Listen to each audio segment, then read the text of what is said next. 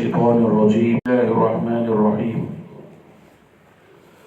ومن أظلم ممن افترى على الله كذبا أو كذب بآياته إنه لا يفلح الظالمون ويوم نحشرهم جميعا ثم نقول للذين أشركوا أين شركاؤكم الذين كنتم تزعمون ثم لم تكن فتنتهم إلا أن قالوا والله ربنا ما كنا مشركين. معزز سامعین، حمد و ثنا کے بعد سورۃ الانعام کی چند آیتیں ہم نے آپ کے سامنے تلاوت کی ہے.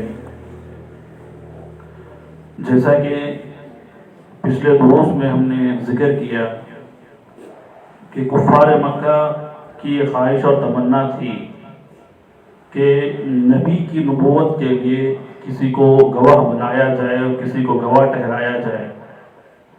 تو کبھی فرشتوں کے سلسلے میں کہا کرتے تھے کہ فرشتے گواہ ہونا چاہیے نبی کی نبوت کے سلسلے میں، تو کبھی کچھ اور کہا کرتے تھے. تو اللہ تعالیٰ نے اس کا جواب دیتے ہوئے کہا کہ اللہ سے بڑا گواہ کون ہو سکتا ہے کہ وہ نبی کے بارے میں شہادت دے رہا ہے کہ محمد صلی اللہ علیہ وسلم اللہ کے آخری رسول ہیں. تو اس کے جواب میں انہیں یہ شبہ تھا، چونکہ اہل کتاب یہود و نصارہ ایک پڑھی لکھی قوم ہے، وہ نبی کے سچے نبی ہونے کی گواہی نہیں دے رہے ہیں، تو ہم کیسے مان لیں.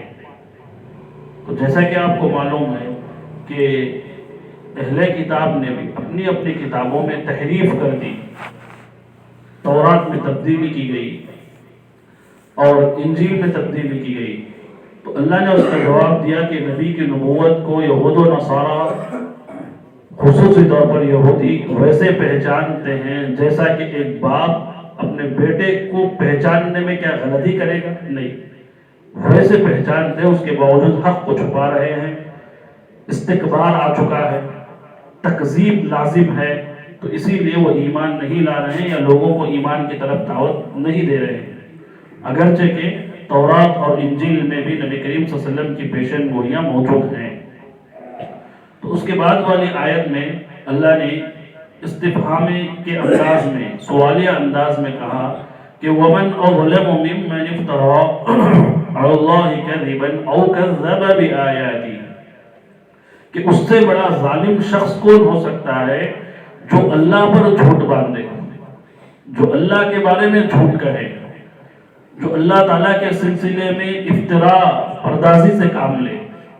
او کذب بآیاتی، یا اللہ تعالیٰ کی نشانیوں کو، اللہ تعالیٰ کی آیات کو یا قرآن مجید کا انکار کرے یا جھوٹ جھٹلائے اس سے بڑا ظالم کون ہو سکتا ہے. گویا کوئی آدمی توحید کا انکار کر رہا ہے، نبی کی رسالت کا انکار کر رہا ہے اور آخرت کے دن کا انکار کر رہا ہے، قرآن مجید کا انکار کر رہا ہے، یہ تمام چار باتیں سچی ہیں، تو اس سے بڑا ظالم اور بڑا جھوٹا شخص کون ہو سکتا ہے. اس میں کوئی شک نہیں ہے جو اللہ کی توحید کا انکار کرے، سب سے بڑا اس کائنات کا ظالم آدمی ہے وہ. اور سب سے بڑا انصاف کیا ہے کہ اللہ تعالیٰ کی توحید کو مان لیا جائے، توحید کو قبول کر لیا جائے. اس کے بعد کہا انہو لا یفلح الظالمون، یقیناً اللہ تعالیٰ ظالموں کو کامیاب نہیں کرے گا. ظالم کبھی کامیاب نہیں ہوں گے.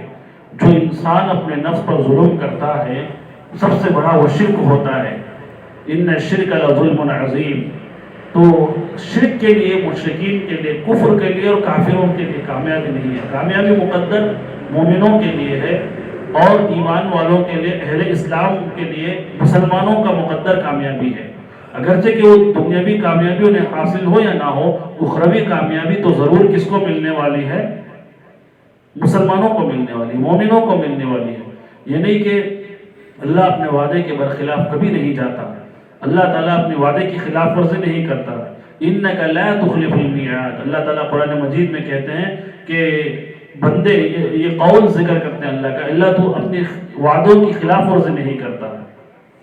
اس کے بعد والی آیت میں ایک اہم بات کی طرف اشارہ کیا گیا جو سورہ مائدہ کی چند آیتوں میں بھی ہم نے آپ کے سامنے اس مسئلے کو تفصیلی طور پر آپ کے سامنے قرآن مجید کی جا بجا جو آیتیں اسی موضوع پر آئی ہیں اس کا ذکر کرتے ہوئے ہم نے آپ کے سامنے یہ مسئلے کو رکھا ہے. چونکہ قرآن اپنے ہی قرآن مجید کی دوسری آیات کی تفسیر بیان کرتا ہے. یہ نبوی منہج ہے کہ قرآن مجید کی تفسیر کیسے کی جائے. اصل ہے قرآن مجید کی تفسیر قرآن مجید سے کی جائے، قرآن مجید کی تفسیر نبی کریم صلی اللہ علیہ وسلم کی احادیث سے کی جائے. جدید ذہن رکھ کر سائنس کے مطابق قرآن مجید کی تفسیر کو ڈھالنا درست نہیں ہے. کوئی بات سائنسدان کہتے ہیں، اس بات کو لے کر قرآن مجید کی آیات کو فٹ کرنا درست نہیں ہے. قرآن مجید کی آیات جیسے، چونکہ ہمیں اللہ کے کلام پر یقین ہے، سائنسدان کے کلام پر نہیں. اللہ کا کلام دین کا حصہ ہے، سائنسدان کا کلام دین کا حصہ نہیں ہے، یاد رکھیے. تو سائنس کے اعتبار سے قرآن مجید کی آیات کو لا کر فٹ کرنا، مشکل سے اس کے اندر گھسانا اور بٹھانا، یہ درست نہیں ہے. تکلف اختیار کرنا، کیونکہ دیکھیے زمانہ 2022 کا ہے، جدت ہمیں پسند آتی ہے. کوئی آدمی ماڈرنزم کرے، کوئی آدمی اچھا کوٹ پہن لے، کوئی آدمی جو ہے اس زمانے کے حساب سے باتیں بتائے. آدمی خوش ضرور ہوتا ہے، آدمی کی فطرت ہے، لیکن کیا ہمیں یہ سوچنا چاہیے کیا یہ دین ہے؟ آج مسلمان میڈیا میں گواہی دیتے ہیں کہ مسلمان ہو کر کہ یہ مذہب تو 1400 سال پرانا ہے، اب اس کی ضرورت نہیں ہے. تو آپ سوچئے دنیا کس طرف جا رہی ہے. لیکن مذہب اسلام کی یہ خصوصیت ہے، یہ تمام مذاہب کو منسوخ کینسل قرار دیتا ہے، اور اس کے اندر وہ بات ہے کہ ہر زمانے میں آپ فیشن کی دنیا کے اعتبار سے اسے بٹھائے یا نہ بٹھائے، ہر زمانے میں آپ کو ایک مسلمان کو اس میں رہنمائی ملے گی، اگرچہ کہ ڈائریکٹ نہ ملے، انڈائریکٹ. تو قرآن مجید کی آیتیں اور نبی کریم کی حدیثیں اس بات پر دلالت کرتی ہیں کہ ہر زمانے میں آدمی قرآن مجید پر عمل کر سکتا ہے، احادیث نبویہ پر عمل کر سکتا ہے. یہ وہ کلام ہے، اس کے اندر اللہ نے وہ جان رکھی ہے. قرآن کی کوئی آیت ہے، اگر وہ کسی سائنسی مسئلے سے متعلق گواہی دے رہی ہے تو اس سائنسی مسئلے کو لا کر اس کے اندر ضم کیا جائے گا قرآن کی سچائی کو ثابت کرنے کے لیے. نہ کہ کوئی سائنسدان کوئی نیا مسئلہ ایجاد کرے اس کی تحقیق کے مطابق، اس کی ریسرچ کے مطابق، اور وہ مسئلہ قرآن و حدیث کے صحیح اعتقاد کے خلاف جائے، پھر بھی ہم لا کے قرآن کی آیتوں کو وہاں چھوڑیں. درست نہیں ہے.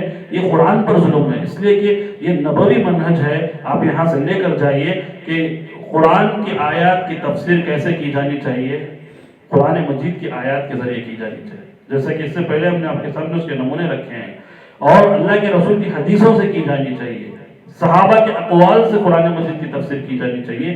میرے اور آپ کی منمانی سے قرآن مجید کی جب تفسیر کریں گے دین بدنام ہوگا، یاد رکھیے. ہم بول کر چلے جائیں گے، بولنے والا بول کر چلا جائے گا، بدنام دین ہوگا.